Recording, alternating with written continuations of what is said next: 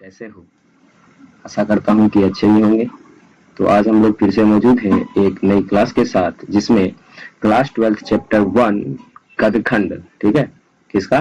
गदखंड का chapter number पहला, जिसका नाम क्या है? तो भाई साहब नाम है बातचीत। और बातचीत में जितने भी सब्जेक्टिव क्वेश्चन है उन सभी को आज हम लोग क्या करेंगे? तो भाई साहब रापची के स्टाइल में सॉल्व करने वाले हैं, ठीक है। यहाँ भी मोटिवेशनल लाइन थोड़ा सा चेंज किए हैं। क्या है? तो सफलता का नया ठिकाना क्या है? Genius classes. सफलता का नया ठिकाना जीनियस क्लासेस, ठीक है। तो आइए बिना किसी देरी शुरू करते हैं और सब्जेक्टिव क्वेश्चन को। पहला क्वेश्चन सुनिए, क्या है कि अगर हम में वाक्य शक्ति ना होती तो क्या होता? तो देखिए हम लोग इसका आंसर कैसे लिखेंगे।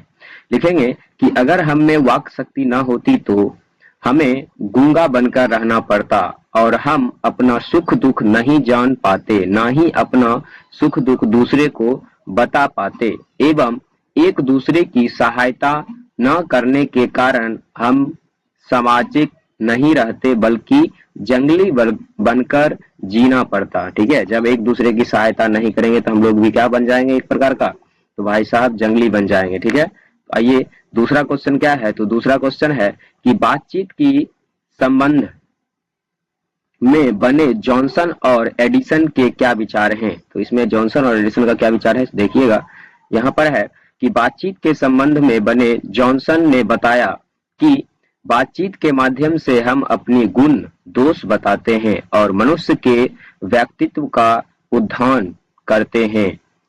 मौन रहने पर अच्छे बुरे एक जैसे लगते हैं। और वहीं एडिसन ने बताया कि दो लोगों की बातचीत सर्वश्रेष्ठ मानी जाती है। इसमें व्यक्ति खुलकर अपना मनोभाव एक दूसरे के सामने क्या करता है? तो प्रकट करता है। इसमें क्या करता है? तो व्यक्ति खुलकर अपना मनोभाव एक दूसरे में प्रकट करता है। नेक्स्ट क्वेश्चन क्या है? तो नेक्स्ट क्वेश्चन है कि आर्ट ऑफ कन्वेंशन क्या है? क्या है कि आर्ट ऑफ कन्वेंशन क्या है? तो आइए हम लोग इसका आंसर लिखेंगे कि यूरोप में बातचीत के हुनर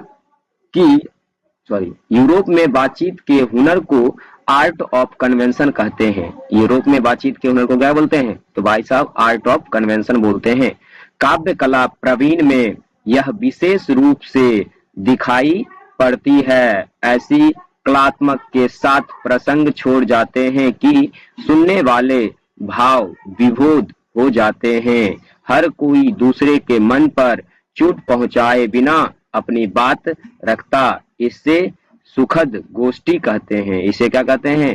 तो भाई साहब इसे सुखद गोष्ठी कहते हैं। नेक्स्ट है कि मनुष्य के बातचीत का उत्तम तरीका क्या हो सकता है? इसके द्वारा यह कैसे अपने लिए सर्वथा नवीन संसार की रचना कर सकता है? ठीक है, तो आइए हम लोग क्या लिखेंगे कि मनुष्य की बातचीत का उत्तम तरीका अपने आप से बातचीत करना है, क्योंकि इसके लिए तीसरे व्यक्ति की आवश्यकता या दूसरे व्यक्ति की आवश्यकता नहीं होती है और ना ही स्थानिक इससे कोई विरुद्ध और विवाद का डर भी नहीं रहता है। इसके अलावे जब हमारी जिह्वा नियंत्रित होती है तो वह एक प्रकार का सूत्र नहीं शत्रु, यहाँ पर क्या होगा?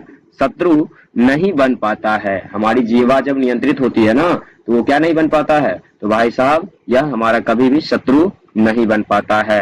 नेक्स्ट है कि व्याख्या करने वाला है। ठीक है, तो आपको पता है कि व्याख्या करने वाला हम लोग कैसे लिखते हैं।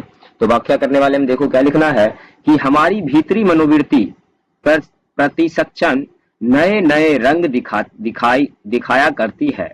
वह प्रपंचात्मक संसार का एक बड़ा भारी आईना है जिसमें जैसे चाहो वैसे सूरत देख लेना कोई दुर्बलता या दुखद बात नहीं है। तो देखो ये क्वेश्चन थोड़ा सा क्या है भाई साहब, बड़ा है, तो हम लोग आंसर इसका कैसे लिखेंगे? तो पहला क्या लिखेंगे कि प्रस्तुत पंक्ति हमारी पाठ्य पुस्तक दिगंत भाग 2 के गदखंड के बातचीत शीर्षक पाठ से लिया गया है, जिसके रचनाकार कवि बालकृष्ण भट्ट जी हैं। कौन है?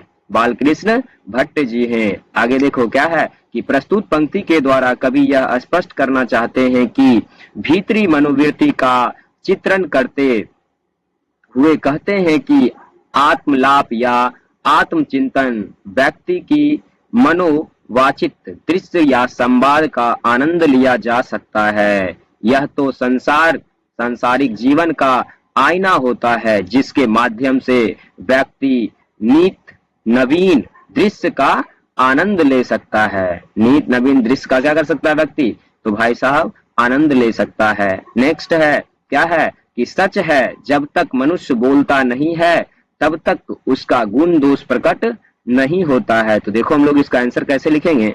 हम लोग आंसर लिखेंगे कि प्रस्तुत पंक्ति हमारी पाठ्य पुस्तक दिगंत भाग 2 के गदखंड के बातचीत शीर्षक पाठ से लिया गया है जिसके रचनाकार बालकृष्ण भट्ट जी हैं।